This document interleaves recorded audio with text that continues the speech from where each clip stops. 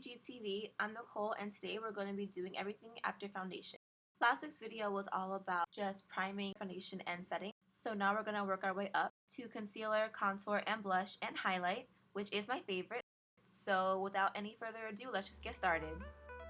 Okay, the first step is NARS Radiant Creamy Concealer in the color Custard, and I'm applying that in a triangle shape underneath my eye and go down the nose and the corner of the mouth. And then I'm just going to beat that into my face with a beauty blender. I really recommend using a beauty blender because it blends the product so much quicker. It's kind of like if your finger and your brush were doing the work, and it just has a really nice effect. It's really nice and natural. So just keep blending everything out.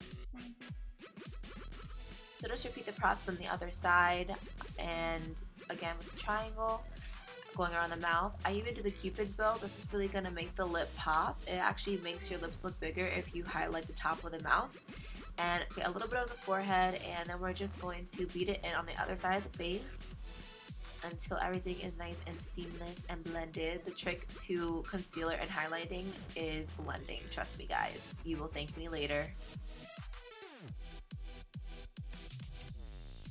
Now I'm taking the Mercier setting powder. Obviously I have a really unhealthy relationship with it. And I'm just gonna put this on all the areas that I highlighted with the concealer. This will really just lock everything in, and it helps if you have a little bit of wrinkles under the eyes. It keeps it from settling into those wrinkles and pores and stuff like that. It also locks it in, so if you have very oily skin like me, it will not move. It'll stay on all day, which is very good.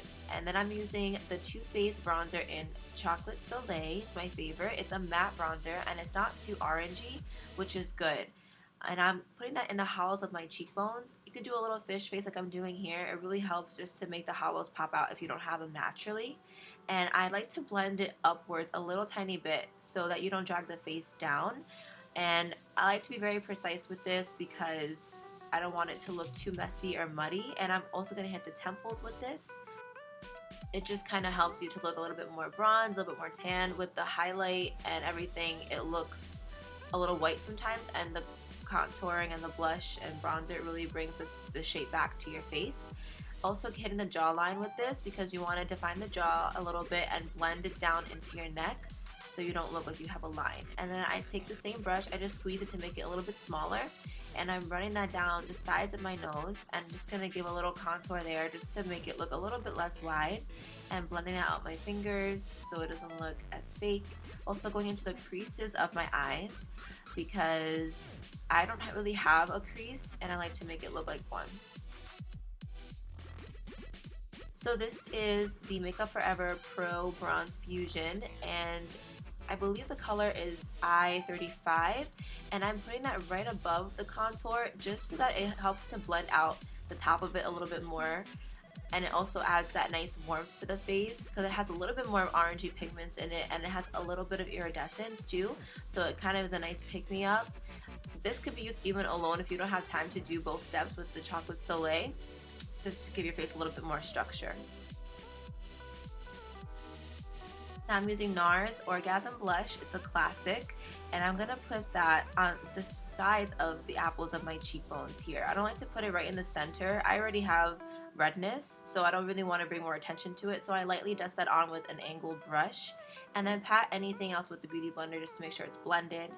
And then I'm using the Becca Champagne Pop highlight, and I'm gonna apply that to the tops of my cheekbones, and I go a little bit crazy with it. I add about like 3 quotes of this. I also like to go above the eyebrow, down the center of the nose. It's very importante, and on the Cupid's bow of the mouth. Again, this will just help everything pop out and make the lips look plumper.